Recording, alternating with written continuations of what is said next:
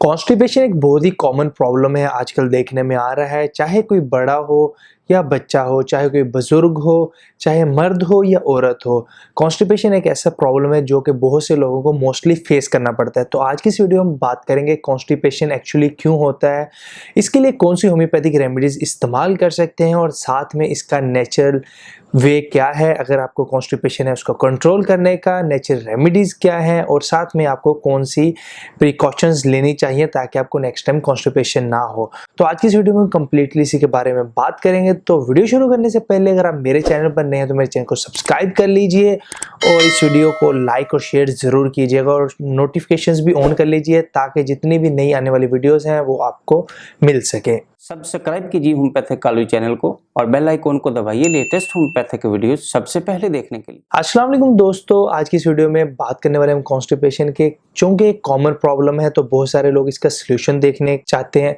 तो सबसे पहले होम्योपैथिक मेडिसिन के बारे में बात करने से पहले मैं आपको इसका बेसिक, जिसको हम घरेलू टोटका कह सकते हैं या होम रेमेडी है, वो बताना चाहता हूँ। वो ये है कि जो लेमन जूस है उसमें सिट्रिक एसिड होता है। सिट्रिक एसिड जो है वो एक नेचुरल रेमेडी है। तो अगर आप लेमन जूस लेते हैं, फ्रेश लेमन जूस की मैं बात कर रहा हूँ, उसको आप एक गिलास पानी में एक लेमन का जूस डाल के आप उसको पी सकते हैं। क्योंकि इसमें सिट्रिक एसिड होता है और हमारी बॉडी के टॉक्सिन्स के खिलाफ ये अच्छे तरीके से वर्क करता है, जिसकी वजह से हमारे स्टमक में जितने भी टॉक्सिन्स होते हैं उनको सबको फ्लश आउट कर देता है। तो ये बहुत ही ईजी वे है, अगर आपको कॉन्स्टिपेशन रहती है तो आप इसको as a natural remedy use कर सकते हैं।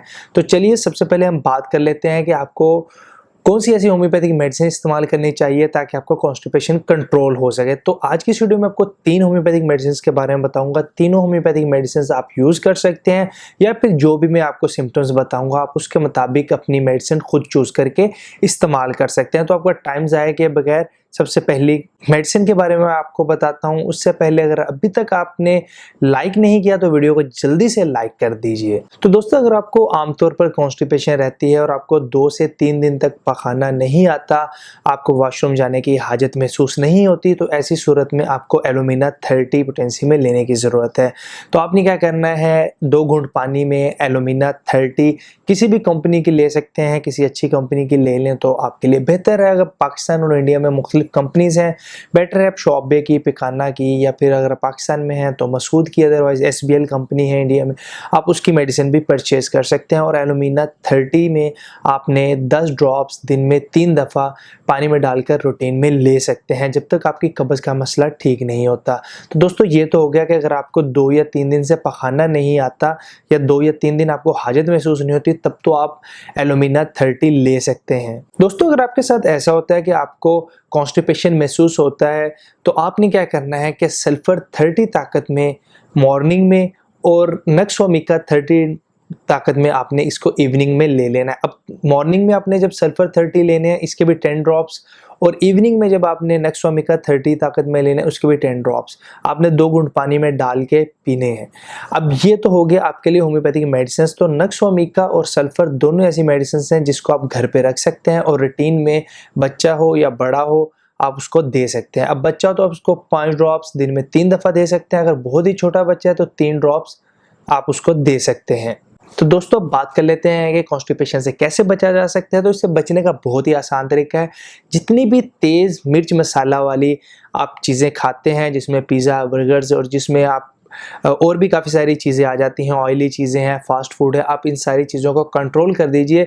बल्कि बेहतर है कि जितनी भी तेज़ मिर्च मसाला वाली चीज़ें आप खाते हैं आप उन सब चीज़ों को खाना बंद कर दीजिए।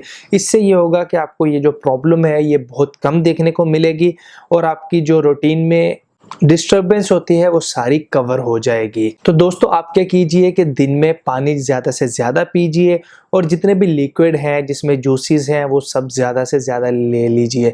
मगर दोस्तों, बहुत से लोग ऐसे हैं जो कि अगर मीठे का ज़्यादा इस्तेमाल करते हैं तब भी उनको कॉन्स्टिपेशन जो है फेस करने को देखने को मिलती है। तो ऐसी सूरत में क्या कि उनको मीठा जो है वो ज़रा कम खाना चाहिए और पानी और जूसेस ज़्यादा से ज़्यादा पीने चाहिए।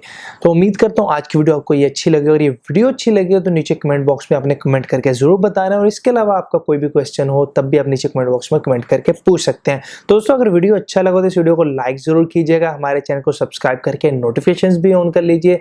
सो एज यूजुअल वीडियो देखने का शुक्रिया, दुआ में याद रखिएगा। अल्लाह हाफिज़।